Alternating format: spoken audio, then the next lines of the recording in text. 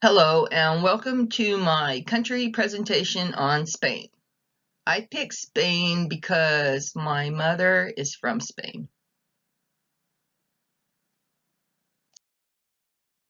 Spain is located in southwestern Europe. It shares the Italian peninsula with Portugal. The landscape in Spain is mountain, beaches, and upscale cities. Spain is considered a travel destination. Madrid is Spain's largest city and the financial and cultural center of the country. Spain has been under a government system that controlled the economy in a negative way.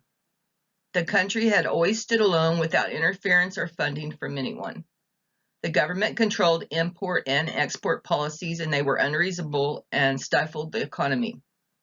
They had high tariffs, the currency was regulated, and the imports were very highly controlled. They appointed a marketing board that controlled the agriculture. By 1950, Spain's economy was on the verge of collapse. The economic policies were changed in 1959 in an attempt to stabilize the economy.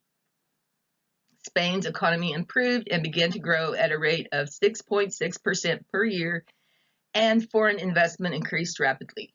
The many beautiful beaches, warm weather, and cheap prices make Spain a tourist destination.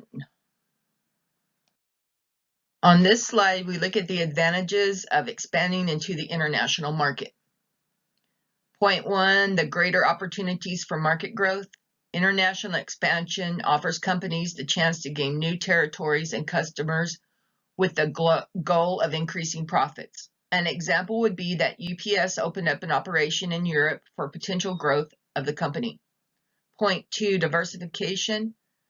Diversification is an asset for a company. Assets within a company offset negative growth. Diversification is found to increase market revenue in many ways. One way is by unique talent.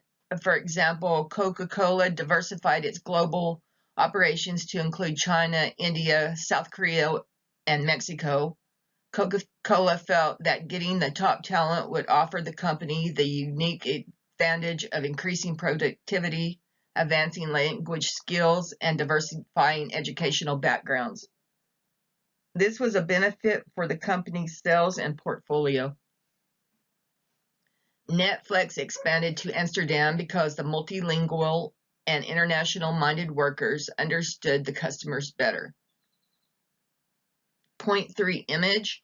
The image of a company can increase because of international expansion. Point 4, it's necessary for long-term growth. Most firms realize that international expansion is necessary for long-term growth. According to the United States Small Business Administration, 90% of the world's consumers live outside America. Point 5, talent. Innovation can be improved in corporations that are global because of the unique talent pool. Point 6, competitive advantage. Competitive advantage is gained by organizations that are international. This is an advantage over the ones that are not international. New business can also gain benefits from being first-time movers in some countries like Spain that offer incentives to be first-time movers. This slide is on the overview of the currency, and this is a chart of the currency exchange rate. As you can see, the exchange rate of currency between the euro and the dollar are close, not so much in the other countries. So when I look at my country analysis, I consider this an advantage. The exchange rate risk will be smaller, although the euro has and could again depreciate. Still, the risk is less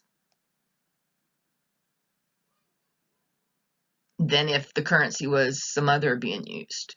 That's what I'll say. Spain has used many currencies over the years, such as the Spanish real, the Spanish estacado, and the Spanish peso. Spain switched over to the European Union and then adopted the euro as its official currency in 2002. The European Union said that it extended this to Spain. because the European government thought that funding poor European Union states should minimize economic disparities among them.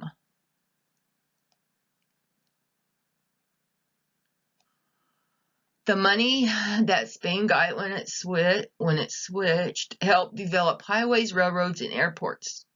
The switch to a common currency, such as the euro, made travel and trade easier. The currency regiment in Spain is a monetary union that was set into place in 1957 or around there. Lots of treaties were signed. The states that joined the European Union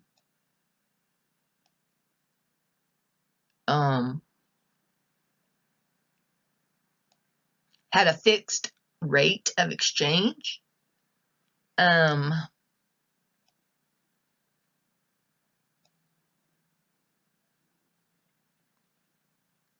According to Worldwide Atlas. Okay, where was I?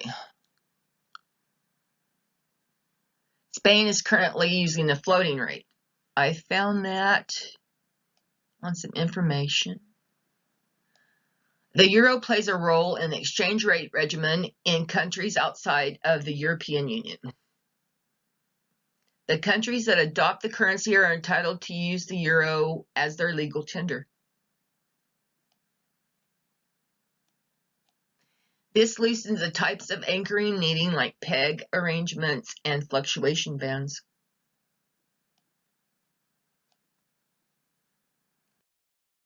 So this slide is the balance of payments, and the balance of payments is a record of all international trade and financial transactions made by a company.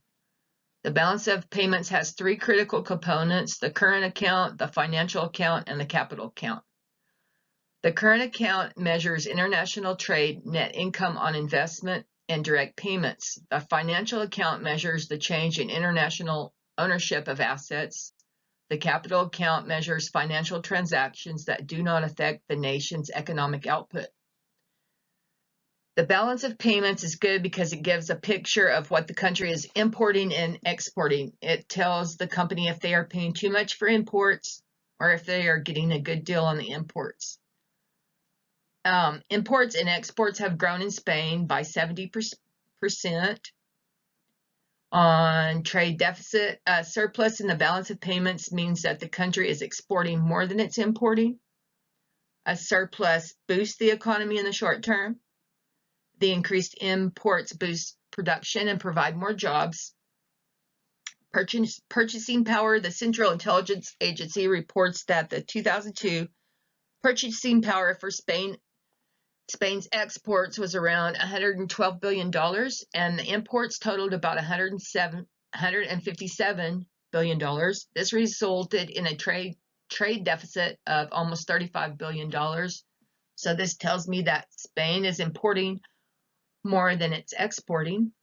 As reported by the International Monetary Fund in 2001, Spain had exports totaling about $118 billion, imports totaling about $150 billion, service credit of $57 billion, and debt at almost $34 billion. So balance of payments, slide 2, and this is on the left side, is a historical exchange rates for the dollar and the euro. Historical exchange rates for the dollar and the euro have not been steady over the years. Exchange rates can be tricky because they determine the losses or gains for a country. And this other chart is Spain's current account balance. And what you see there is that the chart shows that Spain's account balance has been pretty steady except for the recession that the whole world felt.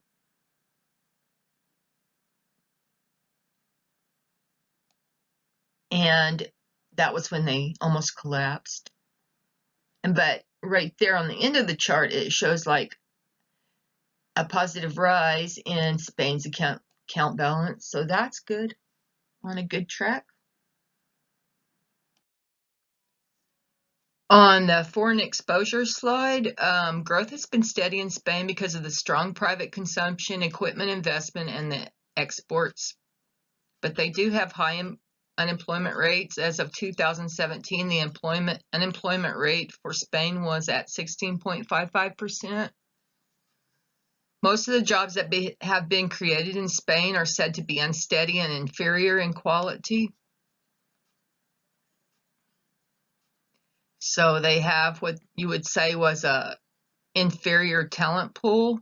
The labor market is found to lack flexibility and has a high count of undeclared workers and dual labor markets. This is said to affect the young workers in Spain that are unskilled.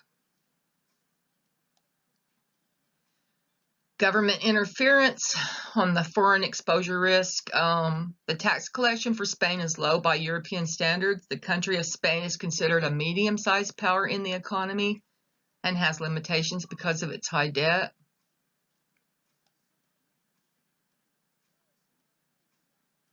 The socioeconomic barriers are a lot in Spain. The household average wage income is below normal in Spain. Tax collection is said to be slow because they don't have any income, probably. This is said to cause research and development funding levels to be low, the patents levels to be low, and the university is said to be ranked low because they don't have any money, I guess. The new socio-democratic prime minister of Spain took office in 2018. The budget was put into place at the same time. The transaction exposure I found for Spain is less because they have the backing of the European Union. They are integrated in the European Union, and this provides them liquid assets for the country. The euro is a well-established currency that holds up against most currencies. Spain is a permanent member of the G20 meetings and sits on the Financial Stability Board. It's a part of the IMF system with 1.94% of the votes, the World Bank with 1.74% of the votes, and Spain is engaged in the OECD to fight tax havens.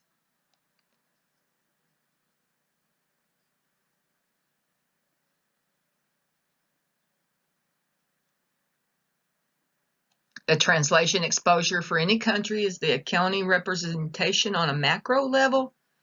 That includes the balance sheet items like assets and liabilities, income items like depreciation and cost of goods sold, the distribution such as the paid dividends, and the equity items such as common stock, paid in capital, and retained earnings. So the balance sheet, according to the OECD, reports that Spain has financial assets of about 3,610,000, monetary financial assets of 2,083,000,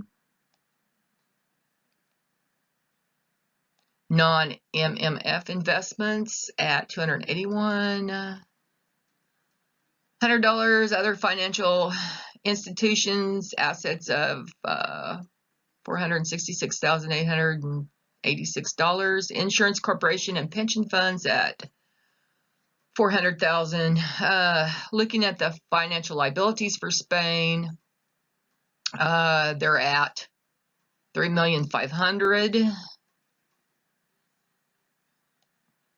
The monetary financial liabilities are $2,794,445. The non-MMF investments are at $283,000. The other financial institutions are at $528,523. The insurance corporation and pension funds are at $455,477.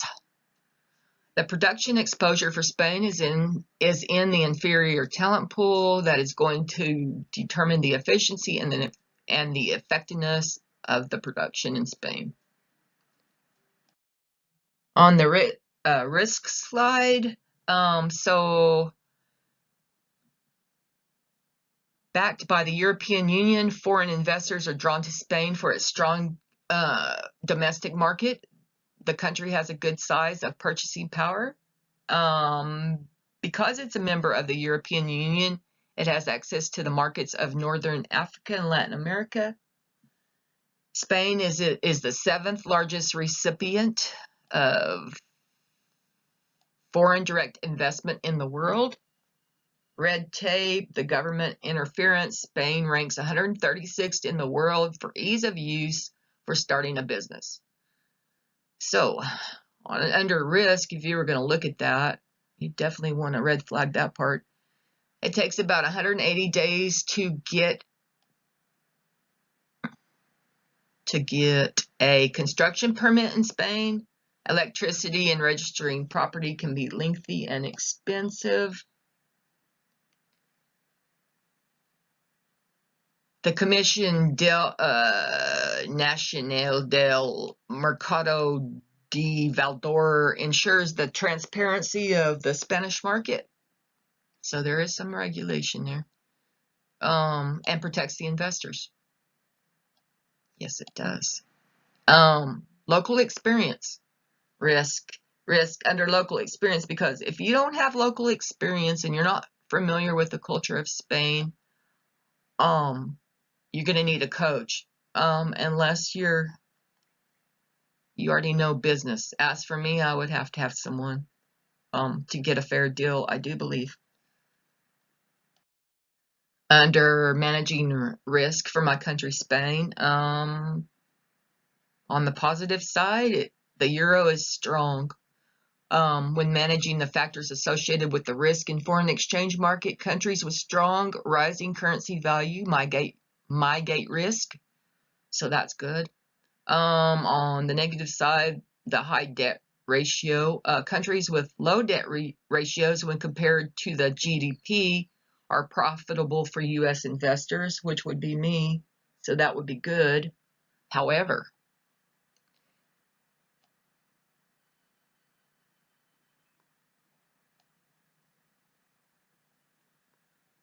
international debt is said to be an asset.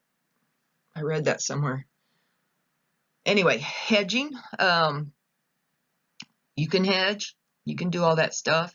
Investing is currency hedged funds is the best way to protect foreign returns. We all know that. Your little insurance policy. Diversity. So they say to limit 25% of the business portfolio assets to the foreign market. So we'll take that into consideration.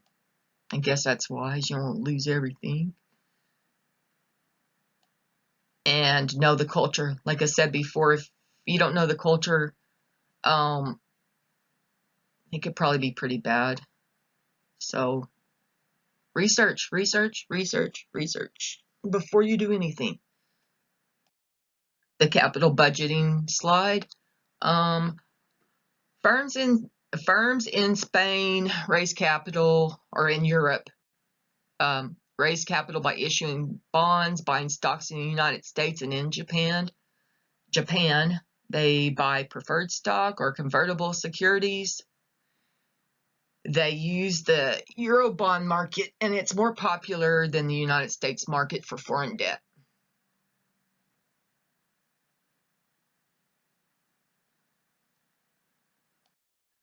Tax management of my country. I found out that the corporate rate in Spain for taxes is 21% a year based on the net income per year. So, yeah. New entities tax rate is 15% for the first 2 years once a profit is entered on the books. Spain has a VAT tax. That was interesting. It's 21%, and it's for certain goods and services such as buildings, hotels, restaurants, health products, entertainment, and sports activities. Necessities in Spain are taxed at 4%. Wish that was like here. Wouldn't that be cool? So the 21% tax I thought was high for corporate in Spain, come to find out, is 21% in the United States as well. So yay. But the VAT tax is unexpected. But Spain does offer incentives for new business. So a lot of countries do to get you over there. So that was interesting. So on this slide, I call it the analysis, results, and the recommendations. So I took all the information, all the research, and then I picked out like 6 important categories or 7 that I would look at if I was going to consider investing in my country. So the currency, number 1, the currency. So I think that's pretty good. The euro is a well-known currency. It's fixed. It can fluctuate. I realize that, but I would go good on that one. On point 2, the balance of payments, it's showing a profit, but I would recommend to investigate how to get more exports to balance the debt. Okay, on the foreign exchange rate, recommend entering this market slowly because the euro is pretty steady against the dollar now, but it has shown where it wasn't. So I will watch that. Also, too, don't forget about the high unemployment and inferior talent, all the socioeconomic issues over there in Spain. You find just as many here as in the United States, so I don't know if I would put a big consideration on that, but investigation's good, especially if you're thinking about investing money and all those things. Also, to the government, hopefully things will go better, but you just never know. They appear to have a lot of money over there. Sometimes I wonder if governments don't, take the money. Anyways, 5, risk management. Euro is strong. You can hedge. There's lots of available options so that you have insurance against your investment. And the diversity is good over there. So just get someone knowledgeable. That would be my recommendation. Someone that knows the ins and outs and the ropes of the particular country. That's on any country in international trade. I mean, it probably takes way more years than I have left in my life to figure all that out. So capital budgeting, moving on. I would recommend using the Euro bond market for debt. Of course, probably for financing, it'd be the best thing. And then on point 7, the tax management, there are incentives. The rate looks good.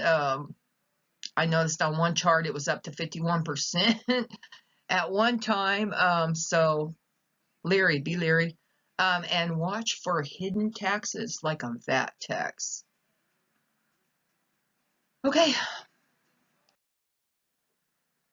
And on the conclusion slide, pretty picture of a little bit of the beach at Spain. There were some beautiful ones. I've seen a lot of pictures. Anyway, around the 1990s, Spain's economy did stabilize due to the growth in the service sector and inflation dropping off. The integration into the single European market was a great stabilizing plan for Spain. Spain seems to have access to capital. They have government regulations in place now. The debt ratio is concerning for companies looking to invest in this market. However, financial advisors say that international debt is an advantage. I knew I seen that somewhere. The current balance of payments for Spain is showing a deficit, but I think there's opportunity for this foreign market because it spans widely. A lot of people to be reached. Just provide the customer what they want and be nice to them. And okay, so the quality of life is said to be great in Spain because the prices are so cheap and the people's money just goes further. I like that. The government is new, so I would enter the market slowly. Keep a watchful eye and use hedging when possible to mitigate the risk. If you can, why not? And they offer everything over there, so all right. That is my presentation and my analysis. There is a reference slide.